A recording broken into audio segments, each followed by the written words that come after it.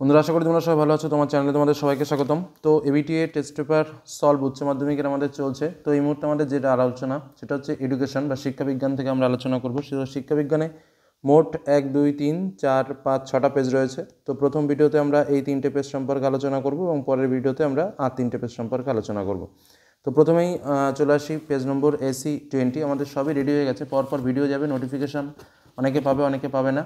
তো যাই হোক, তোমরা কিন্তু চ্যানেলে সার্চ করলেই কিন্তু পেয়ে যাবে, বা একটু আগে পরের ভিডিওগুলো দেখে নেবে, বা চ্যানেল প্লেলিস্টের লিঙ্ক দেওয়া থাকবে ডেসক্রিপশন বক্সে, সেখান থেকেও কিন্তু তোমরা দেখে নিতে পারো। তো চলে এলাম সরাসরি পেজ নম্বর 20 পৃষ্ঠায়, যেখানে আমাদের প্রথম সেটটা রয়েছে। প্রথম প্রশ্ন দেখো, মনোযোগের ব্যক্তিগত নির্ধারক কি? উত্তর হলো আগ্রহ। পরবর্তী প্রশ্নটা যেটা রয়েছে সেটা হচ্ছে জ্ঞানের 8 প্রকার শিখনের শেষ পর্যায়ের নাম কি? শেষ পর্যায়ের নাম হলো সমস্যা সমাধানের শিখন। পরের প্রশ্ন, সক্রিয় অনুবর্তনের সঙ্গে যুক্ত আচরণ কোনটি? 8 টাইপ। গেস্টাল্ট কথার অর্থ কি? অবয়ব। স্যামেশন চিহ্নটির অর্থ হলো কি? যোগফল বা সমষ্টি। কোনটি কেন্দ্রীয় প্রবণতার পরিমাপ নয়? উত্তর হচ্ছে পরিসংখ্যা। রাশিবিজ্ঞানের একটি সংখ্যা 6, 1, 2, 3, 4, 5 কেটে দাও, সরি, 1, 2, 3, 4, 5, 6 ঠিকই আছে। ভারতের সংবিধান অনুযায়ী শিক্ষা হলো কি? যুগ্ম তালিকাভুক্ত। ভারতের সংবিধানের কত নম্বর ধারায় সরকারি চাকরি সংক্রান্ত সমসুযোগের কথা বলা হয়েছে? 16 নম্বর ধারায়। বিশ্ববিদ্যালয় কমিশনের সদস্য সংখ্যা কত? 10 জন।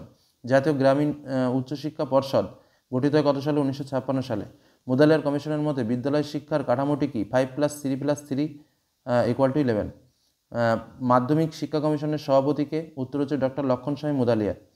তারপরটা হচ্ছে পরের প্রশ্ন, +2 স্তরের শিক্ষা কোনটি? উচ্চ মাধ্যমিক শিক্ষা।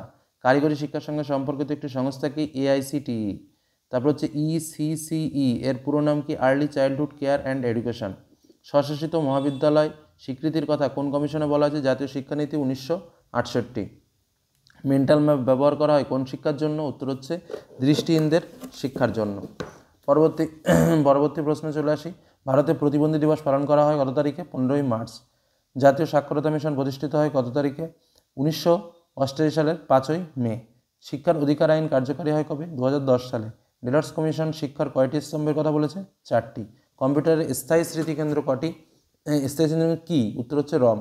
1 বাইট সমান কত বিট? উত্তর হচ্ছে 8 বিট। চলে যাব পরবর্তী সেটে। পরবর্তী সেট পেজ নম্বর 69-এ চলে এসেছি।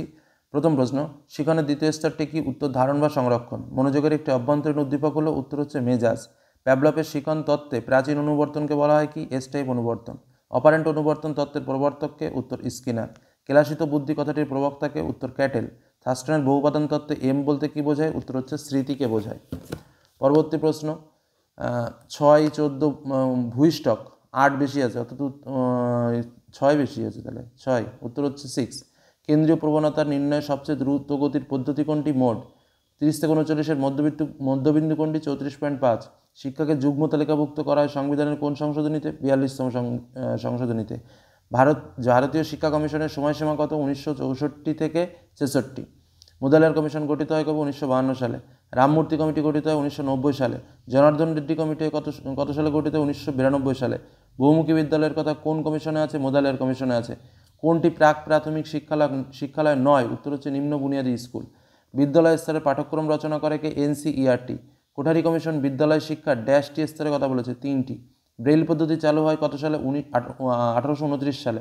অক্টেভ ব্যান্ড নামক যন্ত্রের সাহায্যে কী পরিমাপ করা হয়? বধিরত্ব। আন্তর্জাতিক সাক্ষরতা দিবস হলো কবে? 8ই সেপ্টেম্বর। ডেলর কমিশনের সুপারিশ অনুযায়ী শিক্ষার স্তম্ভ কটি? 4টি। নিম্নলিখিত কোনটি কম্পিউটার আউটপুট যন্ত্র? উত্তর প্রিন্টার। কম্পিউটার অস্থায়ী প্রাথমিক স্মৃতিকেন্দ্র কোনটি? উত্তর হচ্ছে র্যাম। চলে যাব পরবর্তী সেটে। চলে এলাম পরবর্তী সেট পেজ নম্বর 103। প্রথম প্রশ্ন, শিখনের একটি গুরুত্বপূর্ণ মনস্তাত্ত্বিক উপাদান হলো? উত্তর প্রেষণা। ক্লাসিত বুদ্ধির কথাটি প্রবক্তাকে? ক্যাটেল। মনোরোগের একটি বাহ্যিক নির্ধারক কি? তীব্রতা।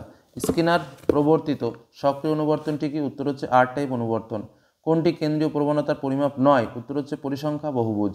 আচ্ছা, তারপরের কোশ্চেন, আয়তলেখ আঁকার সময় পরিসংখ্যাগুলি স্থাপন করা হয়? উত্তর কী হবে? শ্রেণী ব্যবধানের নিম্নসীমায়। কেন্দ্রীয় প্রবণতার সবচেয়ে নির্ভরযোগ্য পদ্ধতি কোনটি? উত্তর হলো গড়। পরিসংখ্যা বহুভুজ এক ধরনের কি? রৈখিক লেখচিত্র।